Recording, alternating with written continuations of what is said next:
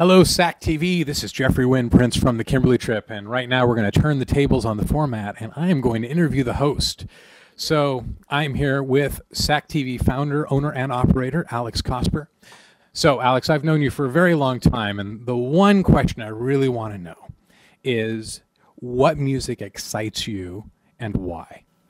Well, these days, Jeff, indie music is really strong with me. I guess because, I grew up listening to all that radio music, and after a while I expected radio to just keep getting better, but I haven't felt that in the past decade, and so I've explored beyond radio, and I have found lots of great music online, especially on Reverb Nation and those kind of sites, or MySpace, and SoundCloud, these sites that are aggregate sites for indie artists. It's really, letting anybody showcase their music, and it does take a long time to weed through the stuff to find great stuff, but that's what I'm doing, is I'm looking for great indie music. So then do you feel like this sort of online treasure hunt is the new renaissance for what radio was to us, like in the 80s?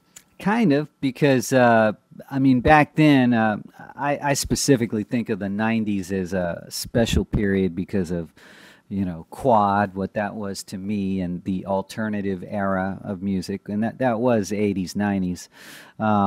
In Sacramento, there weren't that many alternative choices on the dial until the 90s, but I think it's the same kind of exploration where you feel as a fan you get to find the music instead of someone telling you, okay, here's the top 10, like it or not be hip. That was always the peer pressure mechanism, I think, in the music industry, was you're either supposed to like what's on the charts, or that means you're not hip. But the internet changes that. And there is, though, that makes me think, though, like the first time I heard Roxy Music as a track on KZAP at like 3 in the morning. Mm-hmm. And I felt like, oh man, how did I ever discover this? And then you tell all your friends about it. It's kind of that same sort of sense of exploration and discovering something on your own. I agree that the internet allows you to kind of walk through this endless hall of doors, and you get to pick your own doors.